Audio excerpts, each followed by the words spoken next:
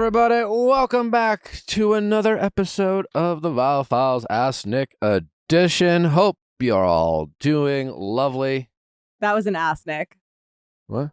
That sounded like ass. Does it sound like ass? To me. Ask Nick edition? Ask Nick edition. Ask Nick edition. Ask Nick. Ask Nick. Maybe it is Ask Nick. Yeah, big ass Nick. like a big ass. I do have a big ass. No, like a big episode. I'm a booty. Really? Who told you? Do men? Who told you? Do men? Yeah, This is that's like actually. obvious. Do men think about the size of their donks? Is donk What? ass? Yeah. Yeah. I know my dad does. Because he doesn't have one. And obviously every man is I've always different. had a handful. Yeah. Oh. Do you grab it frequently? Not me. Oh. Yuck. I was a track star. Yeah.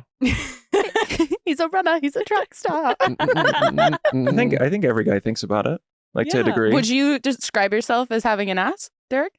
No, I don't know. Do you Are you doubting my ass, or you just haven't looked? both? Well, I don't really- She's doubting because she hasn't looked. I think it'd be so much worse if I was like commenting on it as if I knew it. That's true. Yeah. That'd have been really weird if Allie goes, Yeah, he does. yeah, it does. Is it appropriate? No. Is it appropriate? No. Ask Nick. Ask Nick. All right. Well, welcome, everybody. Hope you all had a great weekend. If it's Monday, if not, thanks for finally showing up. We have a great episode for you. Some great callers. Some great, we got a couple of writer-inners. I do have a question. I don't know if this is, like, maybe it's a new game we can play. Okay. Working title. Is this helicopter parent, or is this like appropriate safety? You know what I'm saying? I don't. Yeah. It's like, am I being an overbearing potential helicopter parent, or am I making a good point? And that point is, we went to Dave & Buster's. We were all there for the premiere of Special Forces. Episode 2 did. is live. Congratulations, by the way. Thank you. I am a star. Yeah. No, it's exciting. If you blinked, you wouldn't have seen me. But I think that's good because they only wanted to show stuff that was like, oh, people getting rocked and like being like, this is really hard. So if they didn't have stuff to show you, that's a good I mean, I guess it could have been Brian Austin Green getting in a fight with Angela? Angela, aka Black China. We got heated real fast in those barracks. I didn't understand how. It came out of nowhere. Yeah. It was Don't It was fuck the with beginning of I'm from DC, don't fuck That with was me. yeah. Yeah. That was the I'm from DC, don't fuck with me moment. Anyways, by the way, we recap it on Going Deeper. The episode with Raven Simone and her wife Miranda, which was on Thursdays, Going Deeper. If you haven't checked it out, it's a doozy episode. Charming couple. We recap Special Forces as well. You can recap if you haven't watched it. It's on Hulu. It's also on Fox tonight. Check your local listing. I believe it's 9 p.m. Yeah. Eastern. So late. So we were at Dave & Buster's. So we were at Dave & Buster's, and I just kept losing everybody. We lost you, and I thought you left without saying goodbye, and I had a complex about it. It was It was like Allie's inner child was like, he doesn't care. it's a fucking maze. And It while is. Dave & Buster's is an adult venue for the most part, it's like more where like adults go. What? Or teenagers. I think It's not like I a think Chuck E. it's- Cheese, I think, right? It's not I think like, it's Kid Vegas. well, I don't know. Isn't- Well, I do what? think they clearly There was a allow huge children, bar, obviously, though. there. But I think also like some adults frequent. Either way, It does I both. thought to myself, I'm never going to bring my fucking kid to one of these places. The trauma if you got lost. Also, like, they should have security at the door to like be mindful of who's walking in and who's leaving with what kids. I just feel like it's just like a really easy snatch and grab situation for like children. This is all I thought about last night. Oh. You know, like, why would if I brought my like soon to be daughter here eventually, when she's going to be fucking strapped to my, regime on a leash. Or will Oh you my get a God. leash? Yeah, that's a good question. I think I had a leash at one point. like I'm exaggerating about the leash, but I mean, terrified about like, it just would be so easy if your kid wanders off around the corner, boom, gone. yeah. You know, could say the same thing about supermarkets. not one of these. Dave & Buster's was literally amazed. The thing about Dave & Buster's is that there are a lot of nook and crannies. Yeah. No, there's a tight turn everywhere you go. Yeah. Yeah, because there was areas that I didn't even know existed. When we went to play skee ball, I know. I took was you like, to the where Golden are we? No, I know, and And then it's like, suddenly Byron was back there. I was like, how did you find us? it's so easy to lose people, and I just feel like if you were an unsavory predator, that you would want to frequent video games and like pray. Did you get lost when you were a kid? Like, do you I have got- a big, like, I I got lost story? I got lost at the museum, the Oh. Milwaukee Public Museum, and I went with my cousin and my aunt. And yeah, What exhibit? I forgot. Oh, I think maybe the dinosaurs, probably. Yeah. Yeah. Oh my God. Did they like have to bring you into the office and like No, I got reunite rescued. it? It was I was only probably lost for a couple But minutes. it feels like hours Trauma. when Oh. you're a child. Trauma. Horrifying. But minus that, minus wanting to just avoid the trauma to my young child. But like, there are a lot of fucking creepy people out there. When you take a kid to a daycare, I only know this because I've tagged along when I've gone home to some of my friends picking up their kids at daycare. Like, they have a really like tight security process, like the Yeah. check in, check Oh, out yeah. process. But like, do they not have these at like the Chuck E. Cheese's? They do it of at the Chuck world? E. Cheese now. They do. Yeah. Okay. Like within the last few years, they implemented God. it. Yeah. I just feel like it'd be such an opportunity for like a snatch and grab. Why don't you just stick with your kid? I think that's the plan for all parents, but like those little fuckers, like they'll roam around and wander off. And They will be the child of a track star. again, you can blink and you lose someone at Dave & Buster's. Yeah. Again, and posing the question, do I need to chill the fuck out? Am I being a helicopter parent here? Or is this like reasonable concern? Or am I just being a good dad? Are you going to take your kids to water parks? I've lost kids at a water park. I have said this my whole adult life. Not mine. And thankfully, I believe Natalie agrees with me. I could be wrong. I haven't checked it. Parades and Parades? zoos. I'm going to have to find another parent to take my kid. Parades, What I beef get it. do you have? It's What- also, crowded. how the many sidewalks shut parades down. are you I don't going? do fucking Yeah, I can't When's parades. the think of last the time you went last to a parade. parade? When I was a kid. Oh, it's 4th of July. What? Not my speed. I'm not a parade guy. That makes a Sit lot of and what sense. and watch cars slowly drive by as like old people like wave at you. What Like, about a Super Bowl parade? I mean, no, not even that. Like, I definitely didn't go to the What Super Bowl parade. What when if the Travis Packers- Kelsey and Taylor Swift were in a convertible That's driving different. slowly past you? That's different. Oh my God. I hear the parade thing of like parades nightmare, like so much is shut down of the sidewalks. It's very crowded. It's arguably pretty uneventful. But the zoo, that's what I would like to unpack. Because I feel like most zoos are pretty, at least like the LA zoo that I'm thinking about, it's pretty open. Like, yes, it might be kind of busy, but it's like very much designed with sidewalks. Zoos sound fucking horrid to me. I don't know. I also have mixed feelings about zoos. Like there is something about seeing animals in captivity that can be very haunting and sad. Yeah, they're just like in these really depressing concrete fucking prisons for the most part. It's smelly, it's stinky, I can go to Casa de Lisa Vanderpumps and see flamingos. Sure thing. That's what you should do with your kid is take her to I will. Lisa Vanderpump. Villa Rosa? 100% will. My Valley Girl daughter. So anyways, I'm going to need someone to I feel like take- I want the parents to comment, and because I'm sure it's the kind of thing where it's like I imagine won't. it's like exposure therapy of like it's all of it must sound like disturbing and horrifying and scary now, and then like the more you get into it, the more you'll realize like, oh, okay, this I can actually tolerate a little bit, and then this, nope, I'm actually holding the line my on. kid's trauma will be like complaining to her friends that my parents never took me to zoos or parades. But yeah, parents, let us know what you think about My if he's being a helicopter dad. yeah, but am I? Yeah, I thank God Chuck E. Cheese has implemented a policy. Dave & Buster's, get on it. Yeah. We don't know if they don't.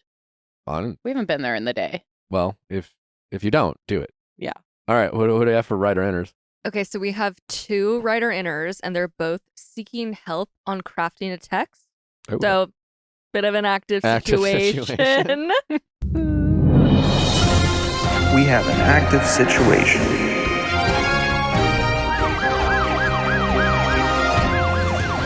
Are you saying we have active situation? We or have- I'm having a hard time hearing the "an." We have an active situation. We have an active situation. All It right, rolls all right. off the It tongue. rolls off the tongue. All right, active situation 1. Okay, my name is Penny. I'm 24. I live in an apartment building and always see the same guy on my floor. He's cute and we've had small talk multiple times while waiting for the elevator and walking in the hallway, but I only see him like once or twice a month. I was on Hinge and I saw him, so I replied to one of his prompts a week ago and no response. I know he could have declined it, but also maybe he's not active on the app. I thought our vibe was pretty good and flirty in person, so how do I hit on him in person? I don't want to relay it back to the Hinge prompt, but rather say like, hey, this floor is always so empty. You're the only person I ever see out here. My name's Penny. Want to grab a drink? What do you think I should say? When she's referring to the rapport, that's based on seeing him in the hallway? Yeah, I mean, I feel like you have like neighbor talk, is what I assume. Like, I assume it's just like kind of pleasantries surrounding. I mean, hell, I've exchanged pleasant remarks with Raquel, so it's not impossible. Man, she doesn't want to fuck you, though. I didn't ask. Listen, it's a shit where you eat situation. Sure is. Sure That's true. is. I hooked up with someone in my old apartment complex, and then it got very awkward. And it's not a good sign. How does Hinge work again? Explaining the prompts. So on Hinge, there's like two sections. Okay. There's the section of people who have already liked you. Yep. And so then you can kind of go through. If you like them, you match. If you don't like them, they go away forever. Okay. There's also people who have yet to see you, who you can say, I like them. And then if you like them, you show up in their people who've liked you section. He's been notified. No, If he's not necessarily. Well, he's in... Who's she that is guy? in his liked you section. Or he's already reviewed her profile and said, nah, not for me. So, like, she'd be in this pile, but I have to get through everybody in this pile. I feel like apps are prioritizing active situations, active people. No? Or would they serve you up someone who's never been on the app? I guess no. I think it's in order, at least for Hinge, like when I don't know if it's changed in the last 2 years, but like I think it's in order of appearance. The idea being that in order to make sure that like, especially the people who are like paying members who pay to have more likes to give out to people, like to make sure they are like reviewed. It's just you have to go through everyone sequentially in order to get to like the most I recent can't get. or like furthest away. Like I don't know. I mean, Who are all these people? I have no idea. So she could be one of those people Yeah, I have to go in order to see them. Like, in hello. order, Yeah. and they're all blurred? Yeah, because unless that's I'm why paying. that's how they like get you. They're like, oh, you want to see the other people? And what's Like, how would I get to What? Joshua without Can't you going? just tamp on it? No, Oh, you not have to unless go in order. You have to go in order. I have to pay You got to pay. to get. Yeah, to pick and choose, or else I have to go through one by one. And it doesn't even seem like he knows her name. So if that's the only thing that's showing up, it's not like he realizes it's her. Okay, well, listen, the Hinge thing, not great, but Not it's necessarily not bad. delusional to suggest that he hasn't seen it. What? What should we do with him? Good looking dog. Oh my god, the dog would be friends with Kiki. But is he as good looking as the dog? No. I say, don't say something like, you're the only person I see, because that seems like we're operating I from a killed scarcity everyone else on the mentality. floor. And it seems a little like Yeah. clingy. But I think there's nothing wrong. Don't mention the Hinge. I wouldn't touch that. And I would just be like, oh my God, I have a bottle of wine I need to share with someone. Or like, if you know what apartment he lives in, I like to leave notes for people in my apartment. And I put my phone number on them. That's cute. I'm Who like, have hey. you done that for? Like every time I move to a new apartment, I'll like usually find a Right. next door neighbor or a girl, and I'll be like, I just moved in. If you want to do dinner, come over for a glass of wine. Here's my phone number. And then I they like always that text me. idea. Always. Yeah, Amazing. 100% She's a success rate. closer. She is a closer. I would have hated to receive a note at my apartment. Yeah, that's why we're not really like friends. I guess the question is, what are the chances he thinks you're a total babe? What? When you look in the mirror every morning. Well, it's also like it's hard when we don't because we don't know. Like I think it's something where we talk about sparky people or charismatic people all the time. Where it's like I think some people are just like naturally more friendly. Some like I fucking love small talk. Like I enjoy it. It's something that I will do like casually and consistently with people. But for other people, it's like if they're engaging in small talk, it is a real act of like I am doing this with intentionality, and I don't find this necessarily like fun all the time. So it's like meaningful that I'm talking to you. And so we don't really know. Like this guy could just be like a friendly guy who has a girlfriend I have or an a idea. boyfriend or I have an idea. Unless she's super anxious. Listen, I'm never going to tell someone to not shoot their shot, to take a risk, to face the possibility of rejection. Totes. We love a go-getter, Sure do. someone who's willing to just put it out there. Obviously, the apartment situation makes it slightly messier. It's not the end of the world, like whatevs. That being said, he does live there, and it's going to give him pause. And when I say, like, what are the chances he thinks you're a total babe? It's just like, from a guy's point of view, he is going to have to be excited about your physical attraction and when he's assessing the risk. And maybe he's a horny devil. I don't know. He's going to have to think with his dick to go on a first date with you. Horny devil is so funny because I think- devils have horns. Because without any rapport, he's going to be thinking, is it worth it to go out with this, to give this person a chance? But here's what I think you should do. If you're willing to wait and be a little patient, maybe the lightest of stalking. And by the lightest of stalking is just try to see if you can find yourself in an elevator with him. Pin him up against a wall. Yeah. You're just riding the elevator all day. And then waiting. kidnap him. Put a chair in there. Yeah, take him to Dave & Buster's. In a perfect situation, I'm visualizing her and this guy in the elevator alone. Exchange You pleasantries. pull the emergency brake. No, and you're just like, so what are you and your girlfriend doing this weekend? Oh. And see what he That's says. an idea. And he's either going to be like, I can't wait to flirt with you. It's reminiscent. you know what? What if he's like, Do you want a shot at the title? You guys laugh. okay, but what if he's like, I don't have a girlfriend. Perfect. What an opportunity to be like, love that. Want one? Well, listen, you at least You want her you to don't wanna reply you and say, don't- love that. I don't know how flirty our queen is. Clearly, you guys are not and awkward, and apparently you would just like, Oh my it god. just depends on your flirting skills. Like, if this person couldn't play with that scenario, and like, I'm creating a scene here, and if you couldn't yes and your way into a date, then I don't think she should do it. And maybe she doesn't use that line, but if she can't like somehow ask a question or make a comment that reveals maybe some information about his availability, and then depending on the answer, like use it, if I were meeting a girl, I'd be like, yeah, so what's up? How's you and the boyfriend? And she could be like, we're doing something. And if I don't have a boyfriend, I'd be like, oh yeah, I'd probably smile or smirk and then I'd get a date. But then What is I'm happening to I'm you? envisioning Yeah, are you okay? You're I was freaking out. I was playing the other. Like Miss person who like just fucks a bunch of people in her apartment. How do you do it? Gasp, Nick. God. Gasp. Jesus Christ. She's like, I've never. No, it's just What do you just show up the door with a bottle of wine and a coat? And a smile. Yeah. No, I was just envisioning I'm if just she not goes, being roasted because I'm saying she's like, asking whether what are you and your girlfriend doing this weekend? And he's like, we're going like to Santa Barbara. great, What is have she? fun. Cool. Like, Yeah. Punch him in the this time of nose. year. Oh, then you're just a friendly neighbor making conversation. What is that? Where's the crime in that? cool. What do you do? You leave cryptic notes on don't people's leave cryptic doors. Be like, notes. hi, I've been watching you. Call me. No, she leaves friendly outreach notes. Yeah. I have an excellent track record of shooting my Is shot. there any wisdom in trying to hang out as friends? Like doing something or not doing something that feels datey, like doing something that's like more like neighbory. What is neighbory? Anal.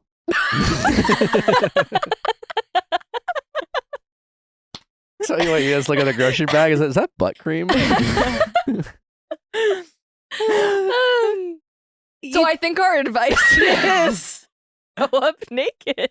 Still naked. Is that what you think I do? Oh, I'm fucking with you. Okay. What I would do is I'd be like, hey, maybe this sounds weird, but something I like miss about living wherever you were before is knowing your neighbors. I hate the maybe this sounds weird. That makes it weird. It's like going up to someone and I being don't like, think it does. hey, I don't want to upset you, but it's like, I hope this doesn't sound weird. Immediately, just flirt. I don't know. She says she has flirty banner. Like, is it that hard to like ask a leading question? No? Am I crazy? No, yeah, I think it's possible. I think we should vote because the Hey, I'm sorry, household's is this- clearly split. If this is, I hope this isn't weird, but like that immediately I'm I weird. hope this isn't if weird. someone comes up to me and be like, hey, I don't want to be weird, I'm immediately weirded out. Yeah, it's the I'm same thing already as, like, on the defense. no offense, but and then you say Yes. something offensive. You have to have a caveat. Yeah. I'm like, all right, fuck, what is she going to say? Here we go. And by this point, the elevator ride is done. I'm hitting the door open button as fast as I can. But then people are immediately relieved when you don't say something weird. And I think it's a No, way of I'm always acknowledging like, that why like the people fuck? I don't just- talk to strangers. Like one time I have like a lounge access or like and like I can go to certain restaurants at airports and like because of like the credit card I have, it will give me like you can spend like $36 or whatever. And then I can bring a guest if I want. And there was one time where I wasn't with anybody. And so I like went up to a girl. I was like, hey, I know this probably sounds like really bizarre, but I can like bring another person and you can have $36 off your meal. And I figured I wouldn't want it to go to waste. Like, do you want to join me? Like, I could because it's a weird thing to say. I hear you there where you're like randomly asking a stranger to immediately come have dinner with you. But that's why I think if That's like that is not the same thing as flirting in the elevator. but if you're trying to initiate a hangout, like I'm like, you know, some kind of Yes, if she has 2 tickets to like some like, you know, like what's some old 80s band? Billy Joel. Well, Billy Joe, like I know, but it's like Poisons in the neighborhood, and like she's like, Poisons in the neighborhood. and she's got 2 That's tickets so to, ominous. and she's got She's saying, 2, I hope this doesn't sound weird, but Yeah. Poison is in the neighborhood. and they're playing tonight, and she's got 2 tickets, and the show's in an hour. Yes, maybe hit him with the like, hey, I know this is super fucking random, but like, would you want to fucking go? Yeah, I hear you there. I know this sounds weird, but I feel like I'm the only girl in this town who likes anal. Yes, there you go. Okay, so I think do we have Nick's advice is I to ask the think- leading question about girlfriend. Allie, that would be leave a more note? bold, or you could just more flirt more, ask him more questions about Yeah. like compliment his Invite him whatever the over. fuck he's wearing. I don't know. Increase the flirting and see if he responds in kind. Or just go for it and ask him out. I don't know how much information she has about this guy. So I'm suggesting going out of her way to make it a little more obvious. What if she pretends to be out of salt or an egg or something and then knocks on the door and then is like, I like that. hey, would you happen to have blah, blah, blah to spare? Right. And then ideally And he then says bake yes. it. And then and so you take a little bit. And then the And next then day you bring bring him- him a brand new like salt shaker or whatever. Like Oh. once you've gone to the grocery store. Or you're And whatever a like, bottle of you wine baked. as a gift. As a yeah. thank And you say like, hey, like appreciate the like neighborly whatever. Like if you ever need an egg, I'm your girl. Leave a number. Be like, Or what if she just shows up, hopefully he's home, returns the olive oil, whatever the fuck, plus the bottle of wine as a thank you. Maybe he invites you in to share the bottle of wine. Or leave the note if he's not there. I Then wait till he's you home. could peer in and see if there's any like girl things. I Say, love I a- clogged my toilet with a huge dookie. Can I use yours?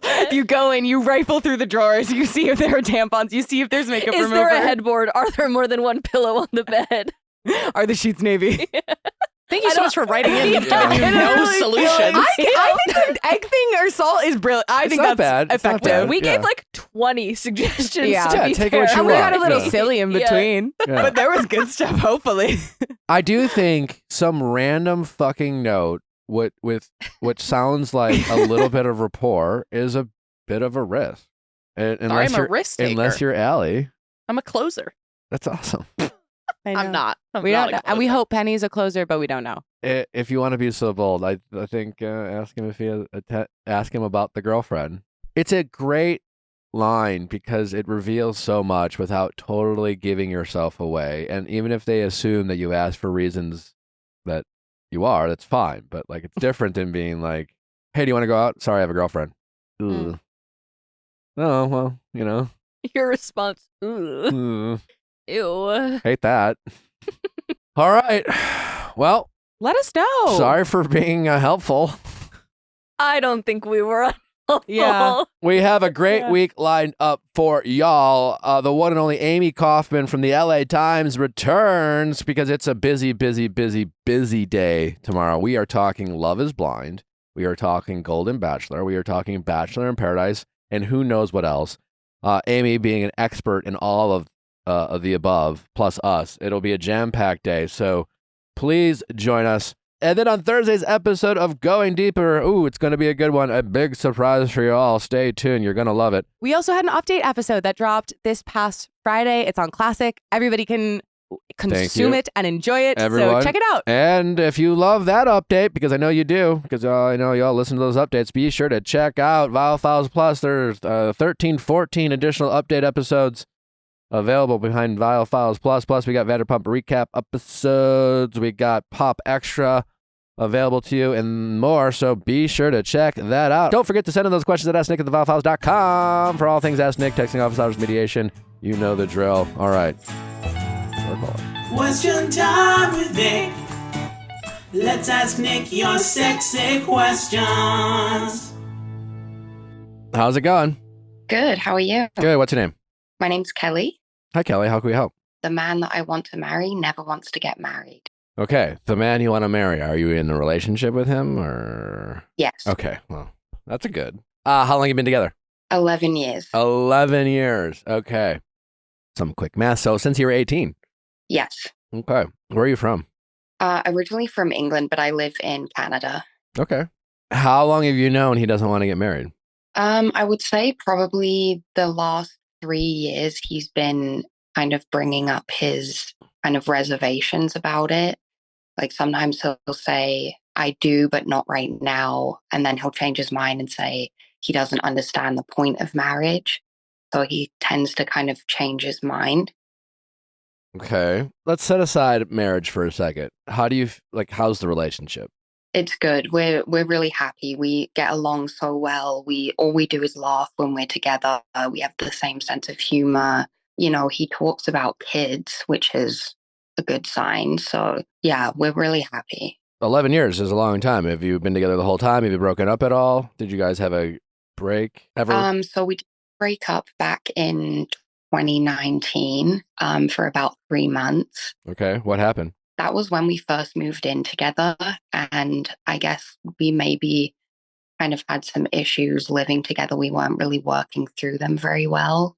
We had some communication issues. So that was kind of what ended it. Okay. When you say communication issues, what do you mean? You moved in together and then broke up? Yeah. And then who went where? So he actually owns the house. So he stayed and then I ended up moving back in with my dad. Okay. For 3 months and then you moved back in. No, we didn't move back in together until last year. Okay. Back to my original question. When you say communication issues, can you be more specific? Like when we would have issues with stuff that would annoy us about each other, like, oh, you're not doing this around the house or you're not doing that. We were really bad at like talking to each other, like talking through our issues. We would kind of just ignore each other for days. I'm more of a, when it comes to communication, I'm more of a, I need to talk about it now and like get through it now. And he's more of a, I need my space and I need to like cool off. So he'll kind of like drag it out for a few days. So when you got back together, did you both compromise or was the compromise one-sided? Compromise on what? How you guys communicated. I mean, when you guys have conflict now, does he require 2 days of solitude and ignoring you, or do you get to address it right away, or is there a happy medium that's going on? Like what's the current state of that?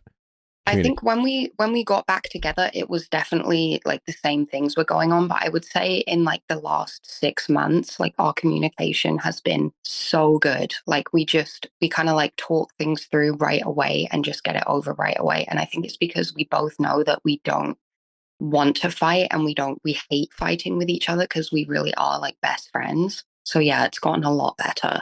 Okay, that's great. Back to the marriage stuff. How important is it to you? See, that's my dilemma, is that I do see myself getting married. I think if I was, to get to the end of my life and I never got to experience that, I would really regret it. And especially now that a lot of my friends are getting married and getting engaged, it's definitely like solidified that I do want to have that in my life. And I do want to experience that. Okay. I don't know if your friends getting married is a great reason to want to get married. I mean, I get what you're saying. I understand. And it's normal to want to get married. It's more common, I guess, than not. Would you be okay if he never changes his mind? I don't know. That's my dilemma right now. What if he wanted to have kids with you, but still didn't want to get married? I've told him that would be an absolute no. I don't think I could give someone children who wouldn't want to marry me. Okay. And how does he feel about kids Is he like, is it just as wishy-washy as marriage, where sometimes it's like maybe, but not right now? Or No, he definitely says that he for sure wants kids. for sure wants kids. Okay. When was the last time you had a conversation with him about this? Or have you ever had a conversation with him about this? Or is it just like in passing? Yeah, we talk about it quite often, but he tells me that the more I bring it up, the more it kind of pushes him away, because then he feels like pressured or forced to want to get married. Okay. So how do you bring it up? And I guess, what about marriage do you guys talk about? Other than like, do you want to do it or not? Is it that simple? Yeah, like, well, usually when I bring it up, it will be like, do you think it will happen like this year, or in the next, like, few months? Like, when do you like think it will happen? And he always just says, I don't know. And I always ask him why it hasn't happened yet. And his answer is always, it just hasn't happened yet. And I say, well, in order for it to happen, like, you have to make it happen. And he just says, I know, I just haven't done it yet. So I Sure. don't really get like a definitive answer of like why it hasn't happened. Do you know what marriage means to him? And what does it mean to you? I've never asked him that question, and that's a good question, because, sometimes he'll say he doesn't see the point of it, like, oh, it's just a piece of paper. Like, it doesn't mean anything other than it's just a piece of paper. And to me, that's not what it means. To me, it's the deepest form of like showing someone that you want to be with them forever and you're committed to them forever. Yeah. Do you know what his reservations are? I mean, I'm asking these questions because, listen, it's at 2023, marriage means a very different thing than it did, 20, 30, 40, 50 years ago. It's constantly changing. Rewind 50, 60, 70 years ago, it was more of a transaction, with a little bit of love sprinkled in, maybe. There have been arranged marriages and things like that. Way back when it was, women were considered literal assets that were traded between, sons and fathers and shit like that, And fast forward to 2023, we have obviously a far different, far more enlightened and progressive society in a lot of areas. There is an element of, I don't know what the laws are in Canada, but there is an element, and I think it's a problem with our, culture, our society. I don't know what you want to call it, but I can see why for a lot of guys, marriage makes less sense, because there are some financial, I guess, requirements or commitments potentially without having done anything. I can see why, I guess sometimes that it's gotten to a point where financially people think like, well, what's the point? It's just something that will require lawyers if we don't work it out. People are having kids without getting married. People are living together without getting married. Back in the day, it was no one got moved in with each other before they got married. No one had kids before they had married. And like from a societal standpoint, you kind of weren't allowed. So you were required almost to like get married to fit in with the rest of society. And now you don't have to do that anymore. To his point, he's probably thinking, well, okay, we don't have to do that. We can have kids. We already live together. I love you. You love me. Like, why are we taking this one step that if we start having problems, and we had problems two years ago, and granted things are good now, it's going to get real messy, as opposed to like last time you broke up, you just went over to dad's house. This is all to say that if you're going to change his mind, you're going to have to get him to at least be willing to have a conversation with you about him. But that conversation can't just be, when are you going to do it? When are you going to ask me? When are you going to marry me? That's not a conversation about marriage. That's just like you asking him when you're going to get the cookie, so to speak, And maybe it's just a conversation saying, listen, I know we talked about this, and as long as you're with me, it'll be something we want to talk about, but maybe can we change the conversation about what we're talking about? Like, what is it about marriage that bothers you? Because I know you say it doesn't mean anything, but to me, it means, like you just said, we've been together for 11 years. I want that security, and I want to have that ceremony, that celebration where we, in front of our families and our community, make vows to our commitment and our love to each other. And I want that security for the children we say we want to raise. And I really want that with you. And maybe he will say, well, I want that with you too. But like, maybe he brings up finances and money. I don't know. Maybe he's like, well, just as a guy, like laws aren't in my favor anymore. I don't know what he's going to say. Maybe you decide to keep your finances separate. I don't know. You can sign a prenup. I don't know what his roadblocks are, but you got to find out what his roadblocks are. I guess is my point. You got to find out what is it about marriage that's stopping him. And he can't just say, I don't know. I just not sure if I'm ready right now. How old is he? 20. He's going to be 29 at the end of the month. Okay. Yeah. So he's approaching 30. I mean, he's young, but not that young anymore. You've been together for 11 years. You live together. To your point, you're just like, maybe you want to start having kids soon. I don't know. And you have every right to feel the way you do. But just saying, when are you going to ask? When are you going to ask? Give me a deadline. Give me a time frame. Give me, this comes across as nagging and frustrating. And he's probably thinking, oh, well, she just wants some ring and like, I have to buy a wedding and, and all this shit. He's just probably thinking of as one big expense. And I don't know. I don't know what's important to you. I don't know if you want a big expensive wedding. I don't know if you want a big expensive ring. And there'd be nothing wrong if you did. There's nothing wrong if you want to have a nice celebration. But I guess what I'm saying is you two need to get on the same page of what it means to both of you to be married.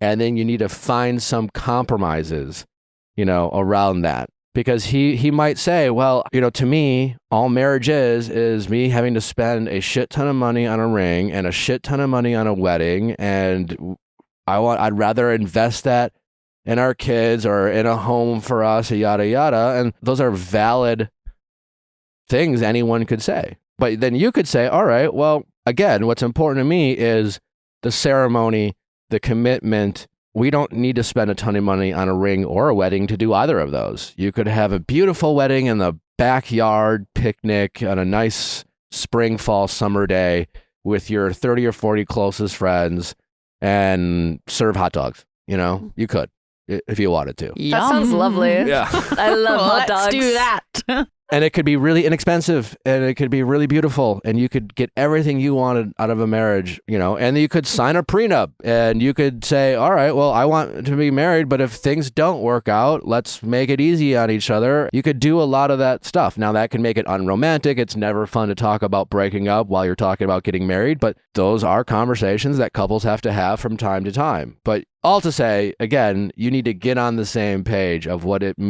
his reservations about marriage are. And you guys need to find some compromises to see if you can get on the same page. I remember in your email that you'd mentioned that both of your parents had messy divorces. And I'm sure that like in his mind, that's playing into this. Oh, yeah. But I feel like you could say to him, because you also experienced that, like that doesn't worry me. And here's why.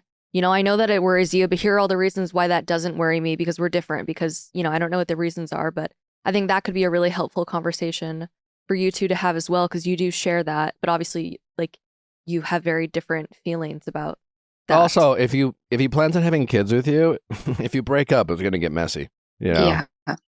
So that's another thing. It would be one thing if he was like, if you told me, I don't know if he wants to get married and now he's unsure about kids, then this sounds like a guy who's just never really wants to commit to anything and maybe just wants to have that flexibility and freedom for much of his life. But the fact that he does want to have kids, and I'm hoping when he says that, he means that with you, then I think there's some hope there because, listen, the institution of marriage has been under question for some time. There are some valid questions about the institution of marriage. Is it a more old school tradition? Is it relevant to this day? I think it is, but at the same time, I think it requires some more modern day conversations between the two parties getting married, that might feel unromantic and might feel like it's killing the vibe of the engagement or the marriage, because back in the day, it was just like, let's just get married because we're in love. Back in the day, you weren't even allowed to get divorced, not too long ago, So, yeah. And that's the thing is that I don't want to not experience it just because I may or may not get divorced in the future, because you never know what's going to happen. So I I wouldn't want to just say, oh, I don't want to get married because it's going to end in divorce. Like, because you just don't know that. Do you guys do any type of therapy? No. Have you broached the subject, or is it just something that hasn't been talked about ever? I have, yeah. And it's something that I would definitely be interested in. And I've told him that, but he says we're too young for that and he wouldn't want to. So. Gotcha. Well, you're not too young for that, you know. Mhm. I don't know what age has anything to do with it. Is there like an age requirement for therapy? Have you I asked him? didn't think, Did you ask him what the appropriate age is for therapy? apparently. You have the right also to say, I want to continue to build our relationship. You've been together for 11 years, you know. You should be continuing to invest in the relationship. Yeah. So I next agree. time you bring up therapy, you should sell therapy as an investment in your connection. Mhm. You know, I want to feel, whether we're married or not married, I always want to work on our connection. I want to stay connected. I want to build our connection. I want to strengthen our connection. That's really what it's all about. You know, Mhm. hey, we broke up not too long ago. Not too long ago, we tried to move in with each other and we got on each other's nerves so much that you kind of got kicked out not that long ago. So there's clearly things that you guys could work on. Like Mhm. every couple can work on them. Clearly things about your connection. And, you know, and you can say to them, like, listen, like right now, it can make me very frustrated that you just are on cruise control in our relationship. You know, we live together. Yeah. You go to work. I go to work. You don't want to talk about the future other than the fact that you know you want to have kids someday. You don't want to work with me on, you know, strengthening our connection and finding new ways that we can connect and improve our communication. Does he go to the gym? Yeah, he does. He does. Okay. So he knows the concept of what it is to like invest in himself and work on his like physical health, right? So like ask him, why does he go to the gym? I'm assuming he's going to say, because I want to stay healthy. I want to keep working on myself. Does he go to the gym one time a year? No, more often than that. Yeah, on some sort of regular basis to maintain his, you know, fitness and things like that. So ask him, what are we doing to maintain our connection? You know? Yeah. Because if he just stopped working out, his physical health would change. His body would change. And if you stop, you know, investing in your relationship, if you stop working on how you guys communicate, what do you think is going to happen? That connection is going to weaken. You're going to feel more distant, you know? People in all sorts of relationships who have kids, have been married for 20 years, feel, you know, it's pretty common to feel like they've grown apart. Well, why do you think that is? Because they haven't done anything to invest in their relationship. You work out, you go to the gym, you get in real great shape, and then you take off for 6, you know, months or a year. What do you think happens? Do you think you maintain that physical condition that you work so hard to get for those 6 months? Like, if you stop working on it, it'll go back to what it was. So these are things that you can say to him to try to get him out of that mindset. Also, you're always welcome to bring him on and we can talk with him together. That would be great. We'd love to. Is this helpful at all? Definitely. I think having the conversation about what it would mean to him to be married and what marriage means to him, I don't think I've ever had that conversation with him. So that would be a really good conversation. And it sounds like I'd be willing to bet if I asked him the same question, he'd probably be like, I don't know. I think she just wants to get married. Yeah, that's what I think he thinks. You know, he thinks I just want a ring. And if I've had things with him about what like a wedding would be. And I've even said to him, like, I'd be happy to just elope. Like, to me, it's not about, you know, having a fancy ring or having a fancy wedding. It's about being married to you because I love you. I'm committed to you. I want a life with you. And yes, we could have that without being married, but having a wedding and being married and having my family there, that's important to me. Yeah, it makes a lot of sense. I think you have every right to be frustrated that whether it's marriage or therapy or other aspects of you wanting to find new ways and be proactive about your relationship, that you guys stay connected and work on your connection, and he's resistant to that, you have every right to be frustrated. And I would focus more on that than the simple fact that he is trying to push, you know, kick marriage down the road, so to speak. It's harder to justify why he doesn't want to continue to invest in his relationship with you. Mm-hmm. So maybe trying to change the conversation to how you talk about why you want to work on things. Because, in fairness to him, I mean, if you bring up therapy equals problems to a lot of people in their mindset. They think of it as a reactive thing. I need therapy because this happened. I don't want to wait till we go to therapy until we have problems again. I want to keep building our connection. And things are great between us. But what would be so bad about investing a little bit of money and spending an hour with me every week or every other week with a professional that might help us be more on the same page? I'll tell you what, therapy can be really hot. It can really bring you together. It can make sex better. It can make your time that you spend together more fun, more enjoyable. It can make both of you feel really loved and considered by the other person. So there's a lot of great things. Listen, if he doesn't want to go to therapy right now, that's not the end of the world, but he needs to still be willing to do things with you that make it feel like you're working on the relationship, that you're working on your connection. Not just going through the motions every day where he wakes up and he says, hey, babe, going to work. Hey, babe, come home. How was your day? And getting your routines and your patterns, and you have your lives. And he's just kind of settled into this life with no kind of plans of doing anything because it's incredibly comfortable right now. Yeah, I completely agree with you. And I think that it's definitely going to be good to kind of change the conversation about, and when I bring it up, how I kind of bring it up to him and how we speak about it. So I think that's going to be great. Awesome. Amazing. Well, keep us posted. I will. We'd love an update. If he ever wants to come on together, we would love to have you both on. We could talk it through together. Be like, if you don't want to do therapy, fine, but I need you to do this one thing for me. And maybe that's how you get him to go to therapy. And just remember, at the end of the day, keep it positive. You just say, listen, I love you. I want to be with you. I couldn't be happier with you. I'm so grateful to be in your life. I love keep it always positive. Compliment him. Compliment the relationship. But because you love him and the relationship so much, you just want to be proactive about things. And yeah, I want to spend the rest of your life with you and I want to marry you. But I do want to hear you out. I want to hear your reservations. I want you to feel good about this. I don't want to pressure you. I don't want to give you a timeline. Just know that it's important to me, and I want to know that you care what's important to me, and I care what's important to you, and I just want to hear about it, and let's talk about it, and let's find compromises, and let's get on the same page, and let's find a middle ground. Because that sounds a lot better than, well, my friends are getting engaged and my friends are getting married, so why am I not engaged yet? We've been together for 11 years. It's not going to get him to want to get engaged. Yeah, and that's kind of the conversation that I've been having, so maybe I'm not going about it the right way. Yeah, it needs to be about your connection, Mm-hmm. And he needs to feel like he's doing it, not just to shut you up.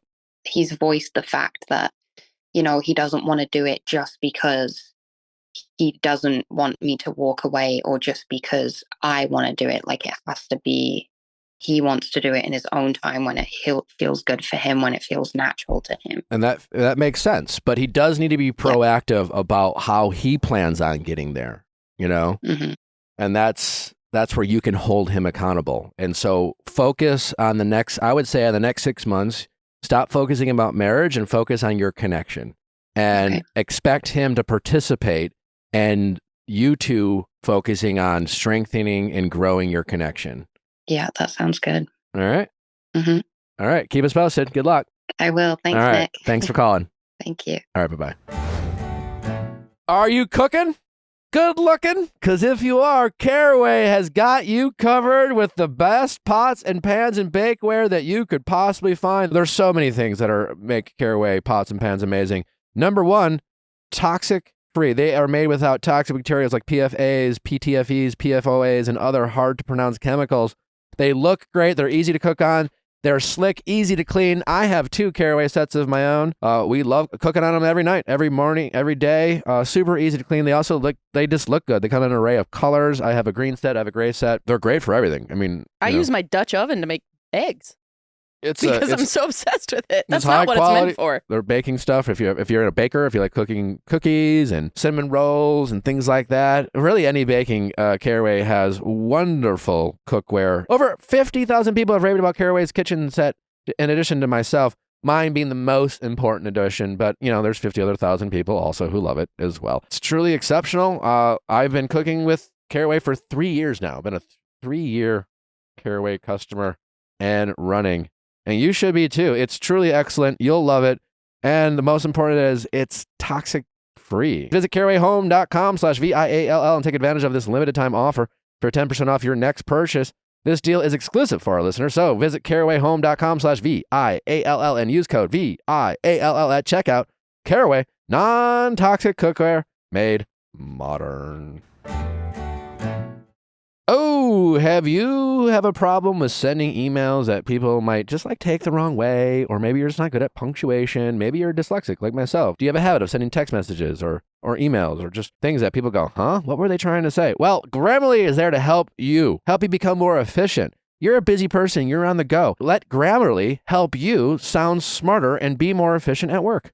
I feel like I'm definitely someone who, when I'm writing emails, I am so verbal that I'm like kind of writing what I would say in my head. It is very helpful when Grammarly is like, you actually didn't need to say 27 words. You can just switch this one around and like put it at the beginning, convey exactly what you meant in a much more like efficient, professional way. And unless you're just like, Robert Frost, chances are you have a writing style that might add unnecessary words or have repeat sentences or run-on sentences, or maybe you start every sentence with "and then," comma. Or I think. Yeah. Let Grammarly just, make you look like a whiz and do it for you and free up, more importantly, just free up time. You'll be amazed at what you can do with Grammarly. Go to Grammarly.com/podcast to download for free. That's Grammarly, GRAMMARLY.com/podcast to try Grammarly today. How's it going? Hey, Nick. Good. How are you? Good. What's your name? I'm Jen, and I'm 29 years old. How can we help, Jen? I do not know if I am, or I need help deciphering if I am self-sabotaging the potential future of a healthy relationship I'm in, or if he's just not my person. Well, how long have you been in this relationship? So it's a new relationship. We started dating a little over a month ago, but we've known each other for a little over 6 years now. We've worked together for that amount of time, have had a friendship that whole time. But yeah, just started dating a little over a month ago. How did you guys go from being friends of 6 years to starting to date? So throughout like working together, we've always had a good friendship and have always had a connection. However, we've never even talked about our interest in one another. It just felt like we always had a connection there. But I've always been in a relationship. So when we did meet, I was in a long-term relationship. And that ended a few years ago. So one fact that you should know too, probably, is that there's distance between us. He lives on the other side of the country, and I'm in the Midwest. And a couple years ago, I had asked him to be a date to a wedding with me, just because, again, I knew we always had a good friendship. I always felt like something was there, kind of wanted to shoot my shot a little bit. He came out, flew out to be my date to the wedding. We had a great time. And then he went back to his hometown, and somebody had reached out to me after he found out that I was single, and him and I started dating, and I kind of went with the option that was local and would have been more convenient. And that relationship ended back in February, and I just so happened to be going on a trip with my mom out to where my current relationship lives, and I figured, why not just see him and reestablish at least the friendship, because I really valued our friendship and connection before even it was ever anything, just throughout being coworkers together. And that kind of rekindled things. He was very cautious with it, of course, at the start, just protecting his heart and his feelings, making sure I had all the best intentions. But since then, we've flown out to one another. I've seen one another, and then a couple months ago made it official. So that was a lot of words. That was a long story, but that's kind of how we got to where we are. Okay, so why did you start dating? I mean, I got like the whole I dated this guy, and then but it's already long distance. Yep. So what made you guys go, well, we should start dating? And what does dating mean to the both of you? So I guess we started out with dating one another, right? Like spending time flying out to one another and seeing each other and exploring the connection. And then we made it official a month and a half ago, where we were like, okay, we both defined a relationship separately to see if it aligned. And that's where we're committed to one another. We're focusing on one another. And we decided that because we wanted to continue growing our connection and focusing only on one another. We both didn't have the desire to look for anyone else or seek a connection with anybody else, because we really liked and enjoy what we have in our connection and our similarities and all of that. So we made it official because it's what we wanted. We weren't seeking anybody else, and we were both on the same page there. So what's the problem? Like, why are you calling?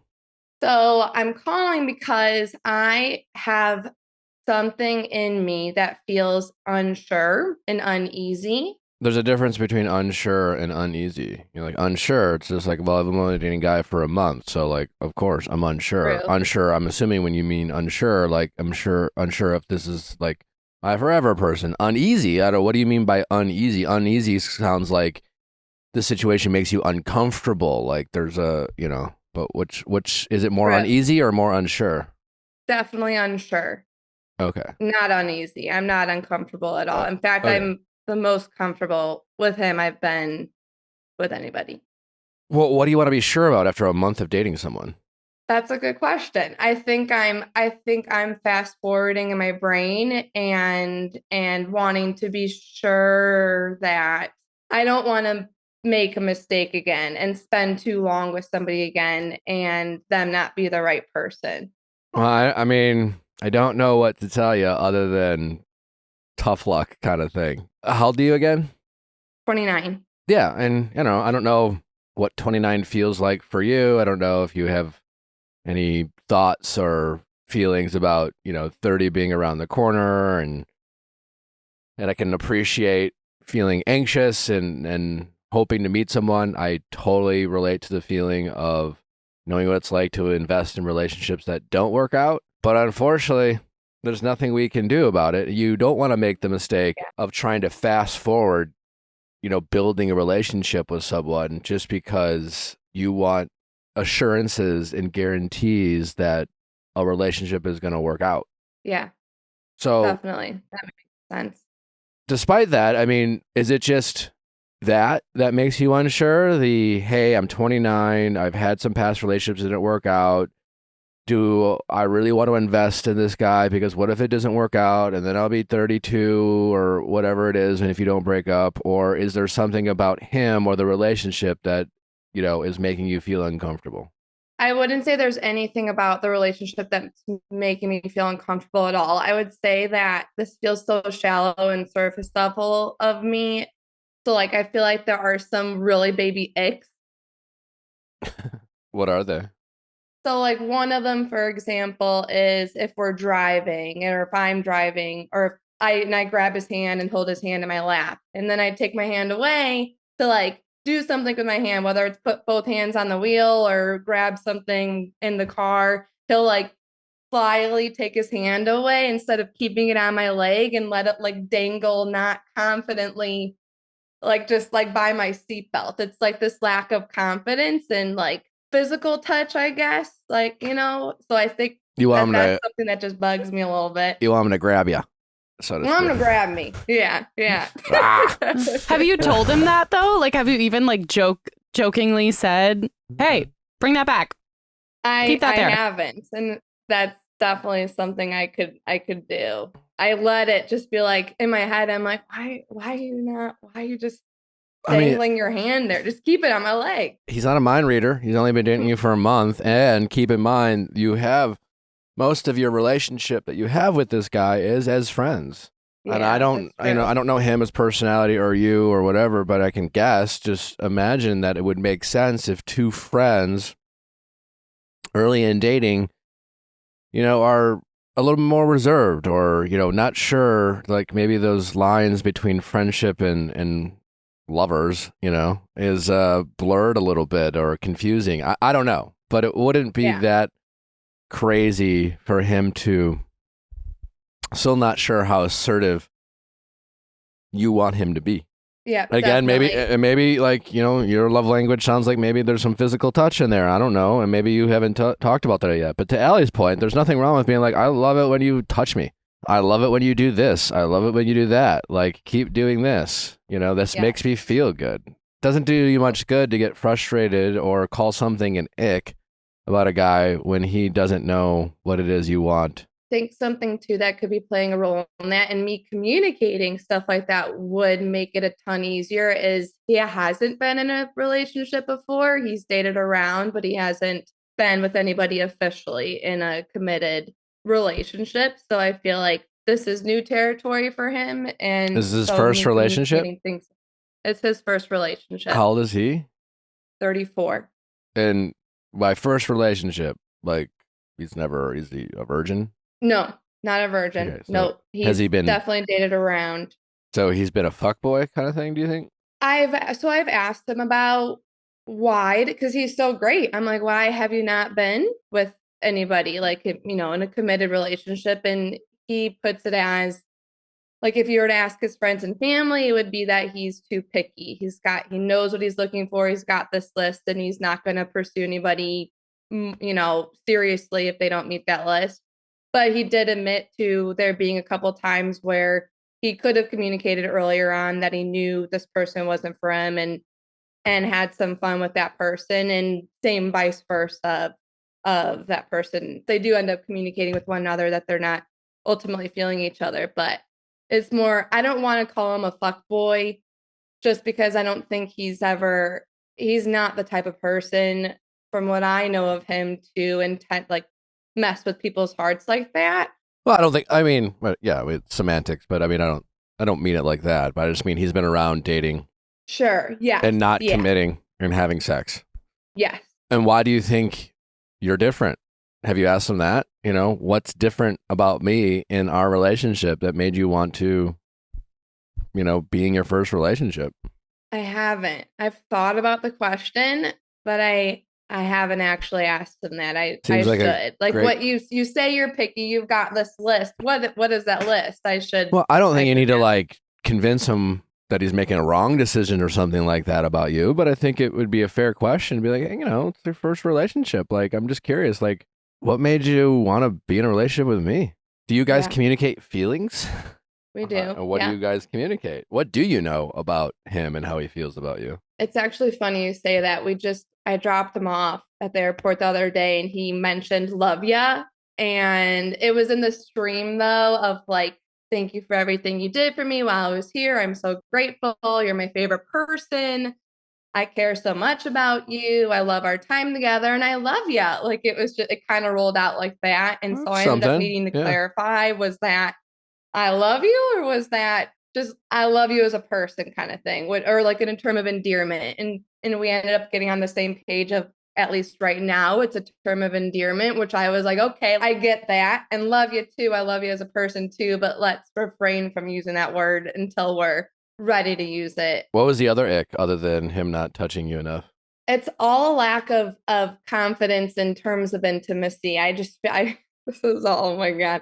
I feel like he's not such a confident kisser. And this is why I think that as we get closer to another and establish a relationship, that I'm letting fear of my past block my feelings, or like make me analyze things more. Cause this didn't bug me months ago, but now it's starting to bug me that I feel like he's not a confident kisser, and it's a little bit of an awkward kisser. And it just kind of, I'm like, oh, come on, we can do this.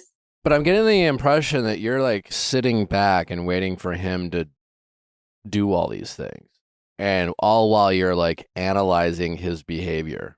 And if that is the case, maybe you don't realize how you're coming across to him. And maybe instead of being in the moment, you're analyzing his confidence and his kissing ability. You might come across as like someone who doesn't look like they want to be kissed, or Yeah. something like that. It sounds like you like the guy. Sounds like you have a good rapport. It sounds like you have some nice history that you can build off of. You guys are willing to visit each other. I mean, obviously, with it being long distance, it's not ideal for the long term. Have you guys talked about that? I mean, Are both of you or one of you willing to relocate if this thing really picks up? Yeah, before we even committed to one another, we had that conversation of we know that this is going to be an obstacle. So what are we going to do to make it less of one?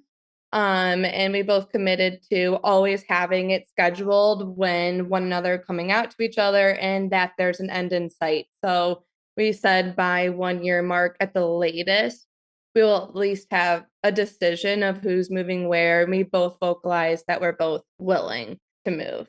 Okay. So that all felt really good going into it. And honestly, I know in a past relationship I've had distance and it was definitely something that destroyed us. Although the distance itself didn't, it's just the communication, but his communication is so strong and I'm working on mine and just going into it with those expectations. I feel like it's nice to feel like distance is not getting in the way of us when I feel like oftentimes it would be, but it's because of the communication and things like that. Well, that's great. I don't know. I think you just keep doing what you're doing. I mean, again, I can't sit there and tell you whether this is going to work out or not. I have no clue. You've only Right. been dating for a month. You guys have a lot to learn about each other, and then we have a lot of room to grow this relationship, which is hopefully exciting for you. But in 6 months, you could all of a sudden you could be ready to get in and be like, I don't understand why my boyfriend's ignoring me. He ghosted. Or 2 years from now, I don't know. I don't Yeah. know. You know, I don't know what's going to happen. I can't predict the future. But right now, it sounds like you have a lot of good things to be excited about when it comes to this relationship that's only a month old. And instead of analyzing these little things that annoy you or frustrate you or you find as an ick, just communicate what you want him to do and see if he's receptive to listening to your needs and making them a priority.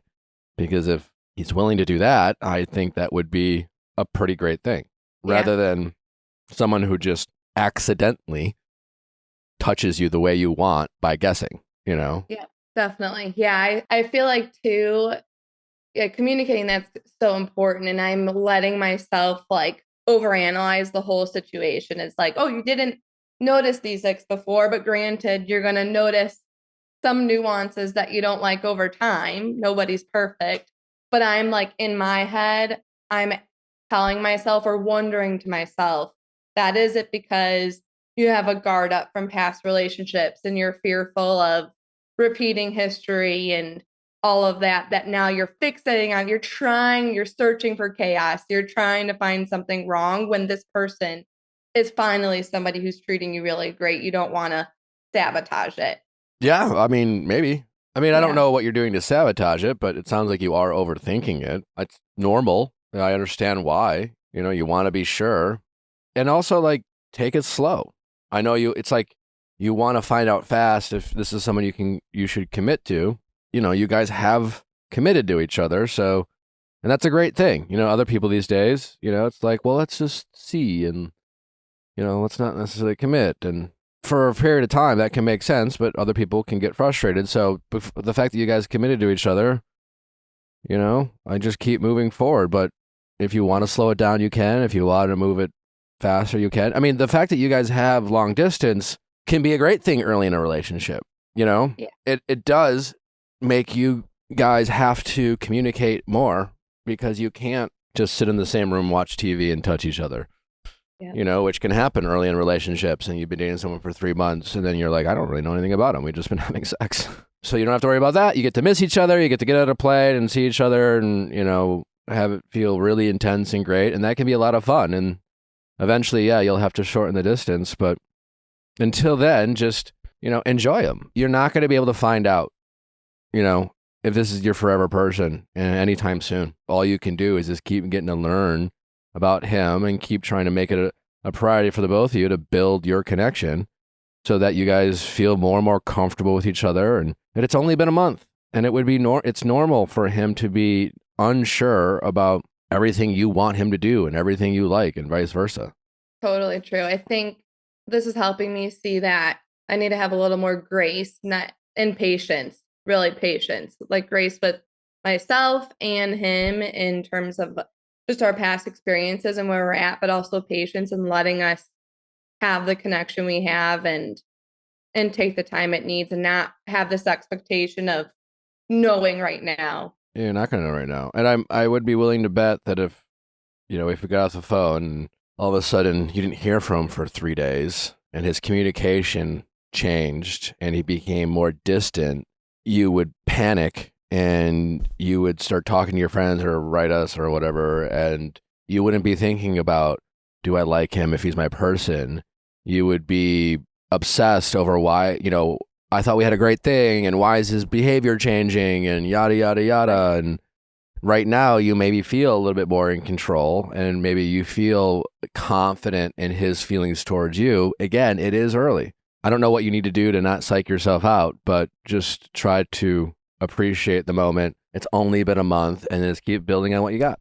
Yeah, for sure. That's helpful. That definitely gives me peace and feeling like this is normal. Like, what I'm feeling is normal. It's very early on and just to have more patience for sure. Yeah, absolutely. Yeah.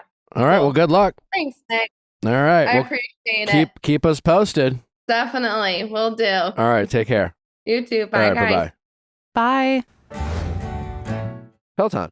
Hey, you workout warriors out there, are you looking to mix it up at your at-home gym? Maybe you have a gym membership that you haven't used in quite some time.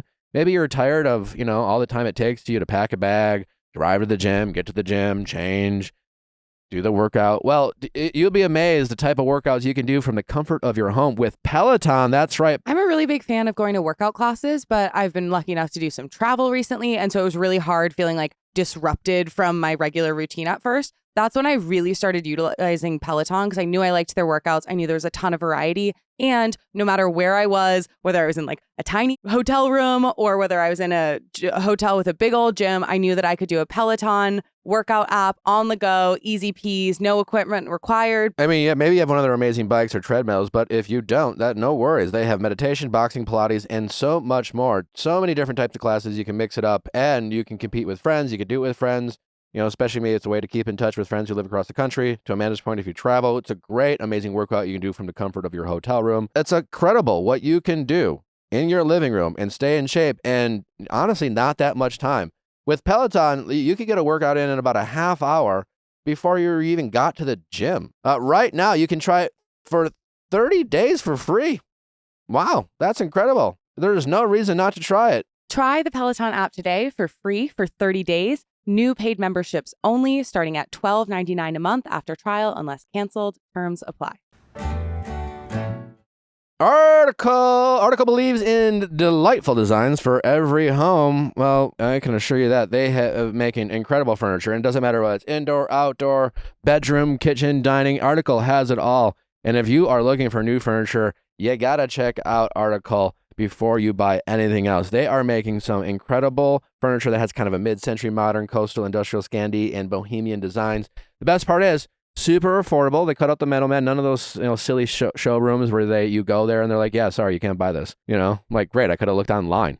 Thank you. You can do that with Article. Also, Article, they have their inventory is far more accessible. You get furniture far faster. Our outdoor Article lounge chairs, our fancy little bean bags, really put a nice touch on our little outdoor oasis that Natalie and I have. I've had couches from them, incredible, comfortable, stylish, sleek. Again, a variety of really cool furniture. And the best part is you don't have to pay an arm and a leg to get it.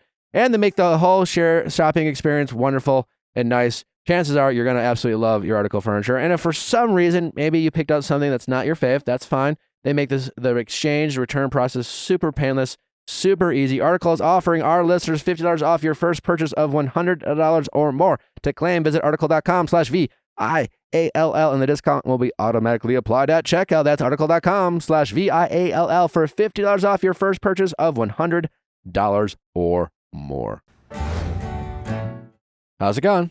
Hi, my name is Christina. I'm 25 and I'm just trying to figure out if I should try and make things work again with the father of my child. Okay. How long have you been with this guy? Are you with him now? Yes. You are. How long? We've been together for 2 years. I guess we did go through one breakup already that lasted the length of my pregnancy. And we've been back together for about 5 months now. So you were broken up for your entire pregnancy? Yes. So I guess a little bit of backstory. I am currently living in Alabama. I'm originally from Utah, and that's where we met. We moved out to Alabama together. For what purpose? Well, his parents are out here and they love the city that they're in. It's actually a booming city, and they just kept begging him to come out there. So I guess I was feeling ambitious and sick of my hometown. So I said, why not? So. Okay. All right. And when you say work again, I mean, I'm assuming you're referring to the fact that you guys broken up. Why'd you get back together? Yeah, so that's the big question. I was in Utah for, just with my family. And I think, since the moment we broke up, it was almost a switch. He kind of just did everything I had wanted him to do. And I was annoyed at first. I just ignored it and kept the conversation very simple, only giving him updates about the baby. And it got to the point where we slowly started to visit. He would come visit me, I would go visit him. And yeah, I think we slowly rekindled. And I had this question of what if we got back together and tried the whole family thing and it ended up working out. He genuinely seemed like he was implementing good habits into his life that I really liked and I thought could do well for us. So yeah, I said, you know what, let's give it a shot and see how things go. And you've been back together for how long? Right after I gave birth, and so about 5 months. Okay. Where was your kid born? In Utah. And then 2 weeks later I moved. Interesting. I'm just curious about what discussions you've had about like custody? Yeah, we haven't really had much. I guess kind of like I would be the one to keep him. It's been like I guess official, unofficial conversation about it. I mean, he did sign paternity papers, so legally he does have obligation to still take care of him. And the reason why I asked where your kid was married, and I am in no way up to speed on custody laws or anything like that, but any one parent's ability to take their kid to a different state is limited. I think there are some laws around that. And I don't know if it has to do with where your kid was born or not, but like, I'm assuming if you break up, you're planning on moving back to Utah? Yeah. And that's the really shitty thing, actually, because I've fallen in love with the city that I'm in now, and there's amazing career opportunities all the time. I just recently got back into work. I'm just waitressing. But you love the city though, so that's maybe so no, you're not going to move back? Well, I just don't have any way to support myself on my own when it comes to, living. Yeah, I mean, I don't know. I wouldn't be able to work full time and still look after my little one, What's he or do? necessarily even pay for childcare at that point. What's baby daddy do? He's in finance for a car dealership, so he's making money. Yeah. And do you think he would support? Do you Yeah. think he would? So I guess that's another thing. We kind of had this conversation of what if things don't work out, and I think in his desperation to keep at least his son around, he did offer to pay for like my own rent in my own apartment, and there's a car in his name, but I mostly drive it because it's like a SUV. He would still offer that car for me to drive. And I just kind of thought that was a little crazy because we wouldn't be in a relationship and he would be forking out, so much for all of these things. I just didn't know if I felt comfortable with that kind of being held over me, relying on him, depending on him. Well, I mean, listen, it's not a perfect situation. And I hear you on that, but this shit happens all the time, I guess. And, you moved to his home state, out of your circle of influence, out of your support system, outside of the relationship. I mean, you did that. And, if you guys don't work out, what's best for your kid, I'm assuming, is that, he gets to have a father and a mother, regardless if they're together, to raise them. You have a son, it sounds like? Yeah. Yeah. So people pay child support all the time. It's normal. Yes, there's a lot of messiness when it comes to all these things, and I'm not saying it's a perfect system. That being said, you moved out of your support system to his state. You like the city you live in. You're not in a perfect situation. If you were to break up, you're already back to work, but yes, it would say, raising a kid on your own, working full time seems like very difficult to do, right? Now, childcare, there's a cost there. I don't know what you guys, if you guys do break up, if you are lucky enough that you are both civil people who can set their personal issues aside to focus on the well-being of their son, to say what is the best for us as individuals and our kid. How do we make this work? I'm willing to do my part. You're back to work, you're willing to work, you're willing to contribute, but you need help, right? You need either help with child support, you need either help, getting up on your feet, your own place. He should be paying for some of that. Now, there are people who try to take advantage of people, when it comes to child support, Kevin Costner's ex-wife. You don't have to do that. Yeah. But there's a difference between trying to get 40 grand a month and expecting someone who is financially secure, your boyfriend, who's making, sounds like a pretty good living, and has the time to work to help support his son and his son's mother, and again, you're willing to contribute. So there's a world where you can also work and contribute, and he can, I think him paying rent makes a lot of sense, to be honest. I don't know. I mean, as far you're as, right. as in far as that hanging over sense. your head, it's not over your head. It's you have a son together. It's not like you guys don't have a son together and you're breaking up and he's like paying your rent. He's paying that's he's true. paying his son's rent. He's not paying your rent.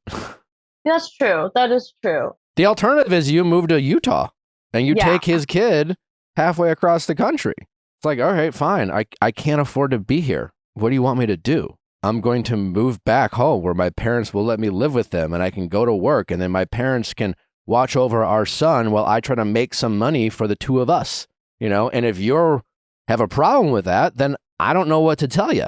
But if you want to support us, and I want our son, despite our relationship and our differences, to have a father, and I want him to be around you, and I want us to figure it out and be civil, and I want to contribute too, and I need you to help as well. And it'd be great if you two, as civil parents, can avoid expensive and messy lawyers and find a compromise and something that you both think is fair and reasonable given your situation.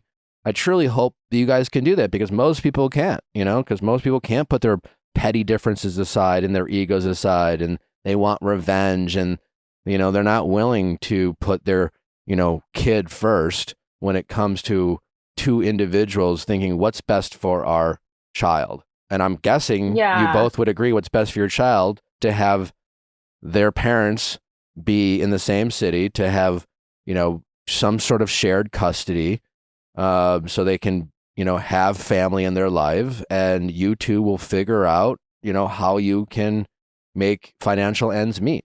Yeah, I definitely don't think I'm nervous about us being, I guess, like at each other's throats. I think I could see us being able to communicate well once we are separated. Quite honestly, we had the greatest communication we've ever had when we weren't together. And I don't know if that's just because like we were so far apart. We weren't on top of each other all the time. So, I mean, I don't think I'm worried about that. I think it's just so why in my own heart, I still like obviously feel for this person. Why do you want to break up with them? Because it sounds like you want to break up with them. Yes. Well, we just have so many differences, and we've had so many issues through our entire relationship. I feel like the first time I broke up with him, I just didn't feel like a priority in his life. Okay. He was just a very distant partner. I would give love and he would pull back, kind of like just stonewall. And I was fed up of just constantly emptying my cup and not being, filled back up with, love and attention and care in the relationship. So I think it's kind of turned into that again, except on top of now having a baby in the home. And I've kind of become a distant partner as well, where I feel like I have toxic behaviors towards him and resentment towards him, and all of my love and care and attention goes towards the baby. And it's just, yeah, honestly, it's not a good situation. I just would hate to see the connection between father and son just not there because I ended up moving away. How does he feel about the possibility of breaking up? He's very sad about it. Sad enough to do something about it? I mean, well, every time I kind of bring it up, he says like, no, let's work on it. We'll try. We keep talking about going to therapy. And I guess it kind of adds like another ding towards him. The other day we did have an argument and I just kind of blurted out that I don't love him anymore.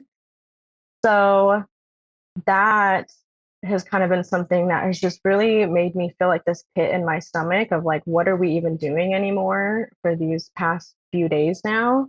And we've come to the conclusion where, regardless of whatever step we take next, of either breaking up, staying together, whatever that looks like, we need therapy help. And so that's something that we have both decided. That's amazing. Yes, we're going to look into that and do it. I was just going to suggest that, so I'm glad that you are already on top of it, because regardless of what you guys decide to do, like, I think it'd be great for you guys to go into couples therapy, even like if you went tomorrow or today, you know, hey, here's our situation. We broke up. We got back together. I told him I didn't love him anymore. I don't even know how, I don't feel loved by him. We have this kid together. Why are we here? I honestly not sure. But why, more than anything, we're here because we have a kid together. And we are on the same page of wanting to do what's best for our child. There's some love between us. I don't know if I'm in love with him anymore, but I'm assuming this is, you know, me kind of role playing with you here, but you guys go in and it's you guys saying we're here to try to figure out how we move forward, either as a couple or as two parents who've decided that while their relationship as a romantic couple isn't what's best for them, how can we maintain a healthy and ongoing relationship with each other while we raise our kid together? Because no matter what you decide to do, this man is going to be in your life for the next 18 years. Yeah, exactly. And probably longer. So yeah, I think therapy is a great thing for you guys to do regardless. And maybe through therapy, you guys will come to a more concrete decision. You know, through therapy, you can say, you know what, maybe we should really end it.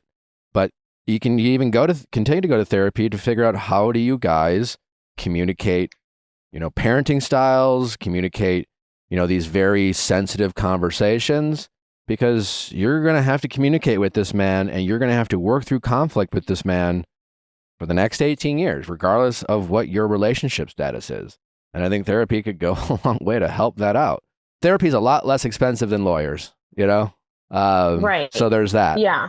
No, I'm definitely okay. I think both of us are in agreement with going to therapy. I think it's frustrating because it's taken us to get to this point for him to finally say, like, actually be looking for a therapist. I think we've always talked about going to therapy, but there's always been some type of excuse to not go.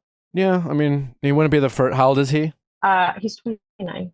Yeah, well, we just got off the phone with another 29-year-old couple who was reluctant to go to therapy. So I hear you that it's frustrating for him to wait this long, but listen, at least he's willing to do it now. And you don't have to stay with him, you know? You have a kid together. Yeah. You're not going to be able to change that, you know? This is not hey, I've been dating this guy for 5 months and I'm thinking about breaking up with him. I'm like, oh, fuck it, break up. 5 months from now, you won't even know what he's doing. You know? I have no idea what my exes are doing. You know, I have no fucking clue, but I don't have kids with them. And you do. And so you got to make that work. And the more you can do now, the better it'll be for the both of you. Yeah, I think you kind of helped change my mind as far as like being okay with allowing him to help where he's already said he's wanted to help out, just to help keep me living in the same city and not have to move all the way back across the country. I think, I don't know, maybe that was just part of my ego, just being like, I don't want that support from him if we're not together. But you're right, like we have a kid, so it's really more so support for his kid, and I can let it be that in my head and not, I guess, be reluctant to talking about that. It should be support for his kid. Yeah. I mean, he's, you know, it's not his job to support you if he's not in a relationship with you. I don't think. That's just me. But it is his job to support his son. And supporting his son indirectly might benefit you. But at the same time, like you said, you know, you need a place to live. Your kid needs a place to live. You know, he is right now making more money than you. He is the breadwinner of this dynamic. And as such, he needs to step up and, you know, support his kid. And the fact that you are willing to work and go back to work is great, you know, but who's going to take care of the kid? You know, maybe it's his parents. Maybe you guys spend on some daycare, of which that's going to be a significant cost. Maybe you guys decide, even as a couple that's not together, it's just like, well, I can go back to work. And, you know, you're waiting tables, you know, you can make great money waiting tables, but I don't know how many hours you can work, right? And then you're like, well, I'm making X number a week. And they're like, oh, well, daycare's X number a week. And you're like, well, why don't I just stay home with my kid instead of like making an extra $150 a week? Because when it's all said and done, everything I'm making is going towards child support. So what's the fucking point? I don't know. Or maybe you're making 3 times more than child support would cost, and it makes sense for you to work. These are conversations you're going to have to sit down and have with him. But the common goal is your son, and you have that going for you. But before that, you know, figure out what you want to do romantically, you know, with him. It sounds like you're kind of mentally checked out. You told him you don't love him anymore. That's must be hard to hear. But if he's not willing to step up and make you feel like a priority, you have the right to not want to be in this relationship. Yeah. No, I think at this point, we're just both hurting each other. I think we're just, creating more of a mess than we can really clean up right now. My immediate advice to you would be to take him up on the idea that he is open to doing couples therapy and go to him and say, hey, listen, I know we've been at each other's throats. I've said some things that probably sounded hurtful, and I don't want to hurt you. I'm just obviously very frustrated. I'm sad. I'm confused. You probably feel the same way. I am glad that you're willing to go to couples therapy. I'm not making any promises. I don't think we can make promises on what couple therapy is going to do for us. But whether it's to work on us or just to help us co-parent better, I think going to couples therapy could be a great thing. So before we make any decisions about what we're going to do, how about we commit to doing therapy to help us make a decision on what we should do, to figure out, is there hope for us? Or if not, how do we make this situation the best for both of us and, more importantly, our son? Yeah. No, I definitely like that. Yeah, I think I just needed some guidance on how to even just address things. Things are just extremely awkward, and we've gotten in the habit of avoiding any type of conversation when it comes to deep stuff because it ends up in a screaming match. And so we've gotten very distant. Yeah, you guys don't know how to communicate. So you need a third-party professional to kind of, and that's what a couples therapist does. They're kind of like a referee. You bring up a topic, you'll say something.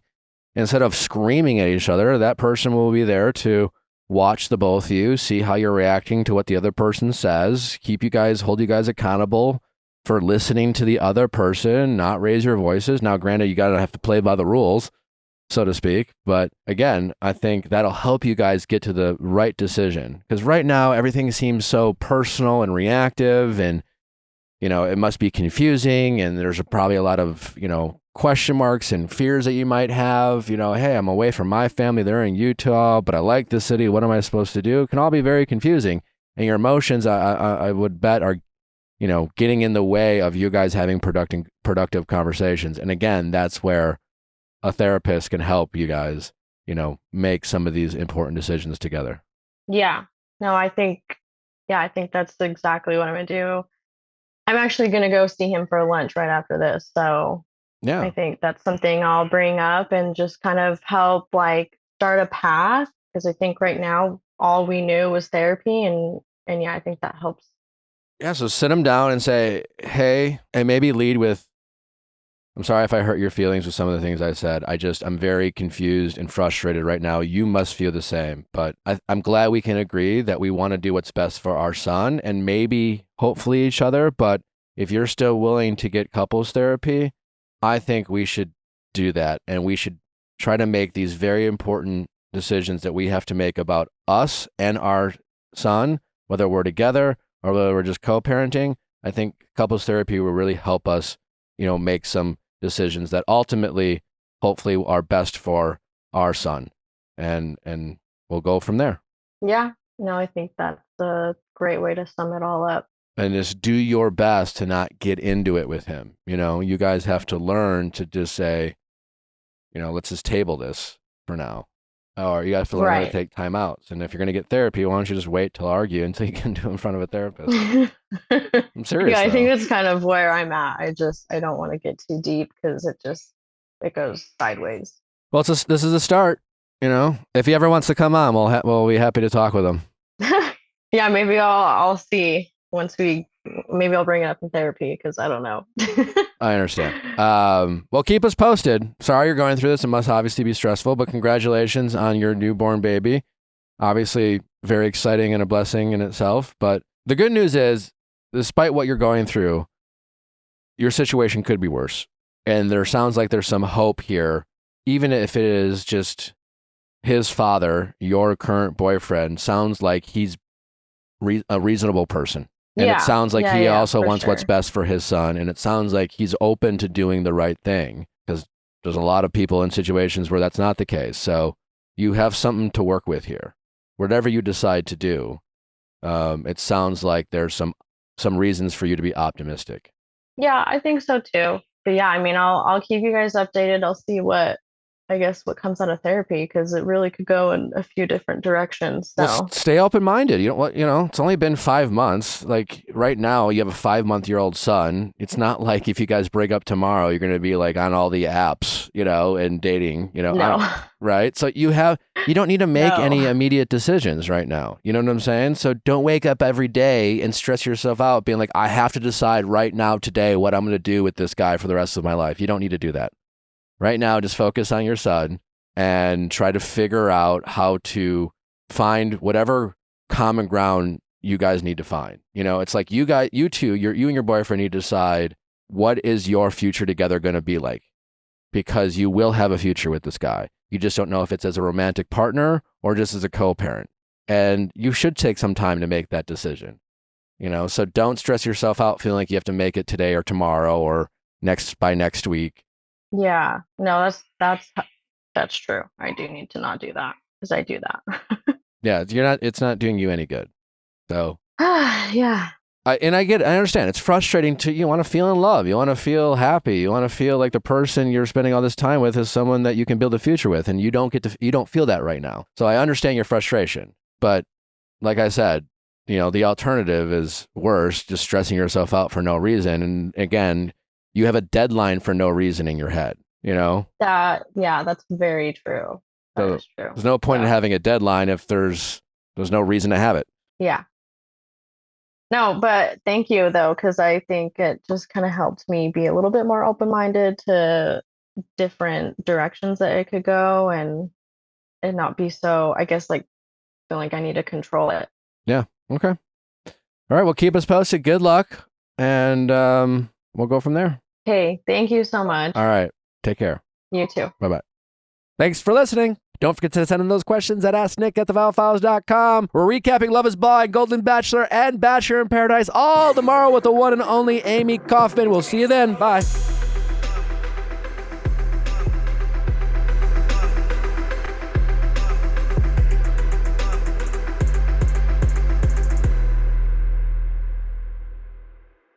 Hey guys, if you loved what you listened to, make sure you hit that subscribe button below. Thanks for listening. We'll see you next time.